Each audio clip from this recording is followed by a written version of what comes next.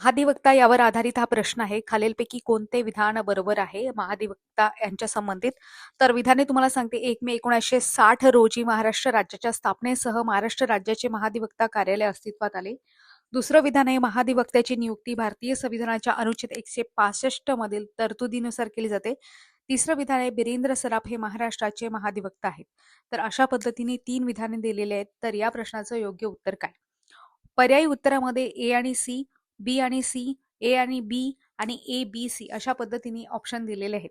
तर या प्रश्नाचं योग्य उत्तर आहे ए बी सी. तिन्ही जे सेंटेन्स आहेत, वाक्य आहेत ते बरोबर आहेत. तर आता प्रश्नाचं थोडक्यात अनालिसिस करू. राज्याचे जे महाधिवक्ता आहेत ते राज्य शासनाचे सर्वोच्च कायदेशीर सल्लागार म्हणू शकतो आपण त्यांना. नियुक्ती कोण करत असते? तर राज्यपाल करत असतात.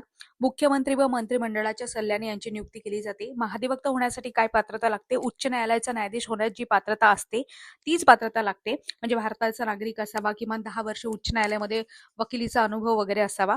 यांचा कार्यकाळ आपण बघतो संविधानामध्ये नमूद आहे का? नाही, संविधानामध्ये नमूद नाही. कार्यकाळ असतो तरी किती? राज्यपालांच्या इच्छेपर्यंत असतो, इच्छेनुसार असतो. राज्य सरकार बदलल्यास बहुतेक वेळा महाधिवक्ता सुद्धा बदलतो परंपरेने. बरं, अधिवक्त्यांचे काही प्रमुख कर्तव्य सुद्धा आहेत. राज्य सरकारला कायदेशीर सल्ला देणे, राज्य सरकारच्या वतीने उच्च न्यायालय व सर्वोच्च न्यायालयात खटले लढणे, राज्याशी संबंधित घटनात्मक प्रश्नांवर मत देणे, विधेयक, नियम, अध्यादेश यावर कायदेशीर सल्ला देणे. मला एक्झाम पॉइंटनी कुठल्या कुठल्या गोष्टी लक्षात ठेवायच्या ज्या आतापर्यंत तुम्हाला सांगितल्या. या व्यतिरिक्त 165 हे जे कलम आहे ते तुम्हाला लक्षात ठेवायचं आहे. अनुच्छेद लक्षात ठेवायचा आहे. त्या पातळीवर असतात, केंद्र की राज्य? तर राज्य पातळीवर असतात, लक्षात ठेवा. सगळ्यात महत्वाची गोष्ट, यांना मतदानाचा अधिकार आहे का? म्हणजे सभेमध्ये एखाद्या याच्यामध्ये ते भाग घेऊ शकतात, मात्र ते मतदान करू शकत नाही. चर्चा करू शकतात, त्यांचं मत वगैरे मांडू शकतात, मात्र मतदान करू शकत नाही.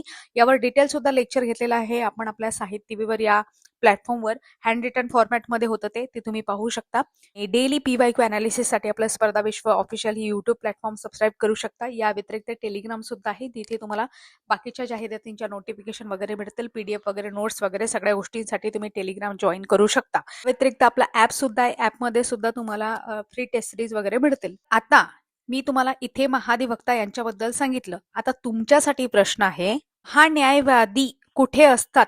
त्यांच्याशी संबंधित अनुच्छेद कुठला आहे? न्यायवादींची नियुक्ती कोण करते? प्रश्नाचं उत्तर मात्र तुम्हाला कमेंट बॉक्समध्ये द्यायचं आहे. अशाच प्रकारे पूर्ण आपली सिरीज आहे. आवडल्यास लाईक, शेअर आणि सबस्क्राईब नक्की करा. धन्यवाद.